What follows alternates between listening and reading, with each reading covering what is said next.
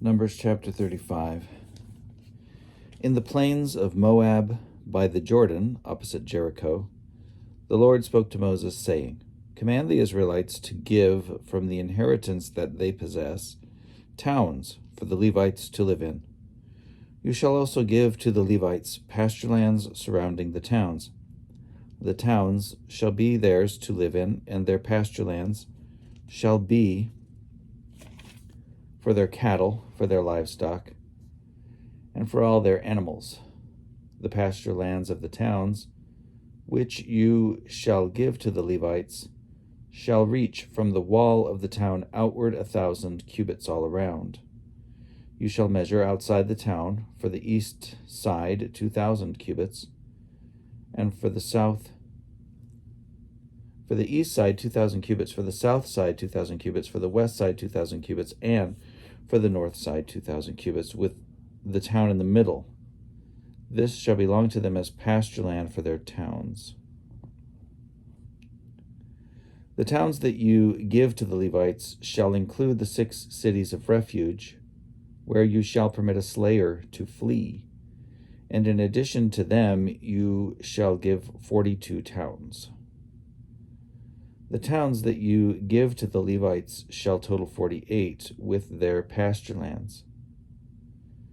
And as for the towns that you shall give from the possession of the Israelites, from the larger tribes, you shall take many, and from the smaller tribes you shall take few, each in proportion to the inheritance that it obtains shall give of its towns to the Levites. The Lord spoke to Moses, saying, Speak to the Israelites and say to them, When you cross the Jordan into the land of Canaan, then you shall select cities to be cities of refuge for you, so that a slayer who kills a person without intent may flee there. The cities shall be for you a refuge from the avenger, so that the slayer may not die until there is a trial before the congregation. The cities that you designate shall be 6 cities of refuge for you. You shall designate 3 cities beyond the Jordan and 3 cities in the land of Canaan to be cities of refuge. These 6 cities shall serve as refuge for the Israelites, for the resident or transient alien among them, so that anyone who kills a person without intent may flee there. But anyone who strikes another with an iron object and death ensues is a murderer. The murderer shall be put to death. Or anyone who strikes another with a stone in hand that could cause death, and death ensues, is a murderer. The murderer shall be put to death. Or anyone who strikes another with a weapon of wood in hand that could cause death, and death ensues, is a murderer. The murderer shall be put to death. The avenger of blood is the one who shall put the murderer to death. When they meet, the avenger of blood shall execute the sentence. Likewise, if someone pushes another from hatred, or hurls something at another lying in wait, and death ensues, or in enmity strikes another with the hand, and death ensues, then the one who struck the blow shall be put to death. That person is a murderer. The avenger of blood shall put the murderer to death when they meet.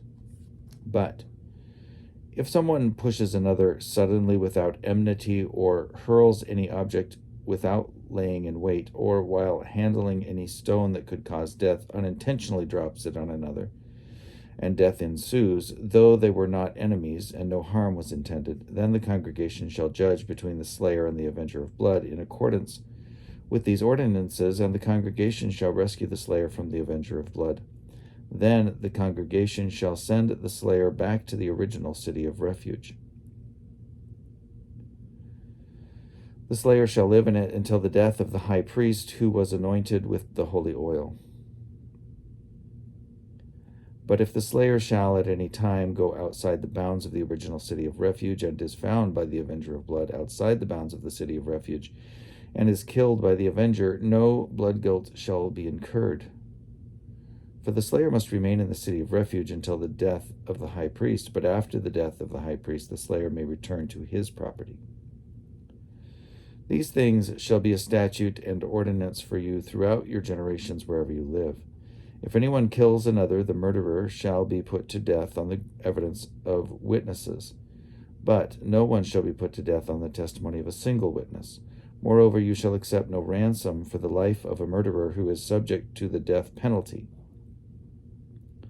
A murderer must be put to death, nor shall you accept ransom for one who has fled to a city of refuge, enabling the fugitive to return to live in the land before the death of the high priest. You shall not pollute the land in which you live, for blood pollutes the land, and no expiation can be made for the land, for the blood that is shed in it, except by the blood of the one who sheds it.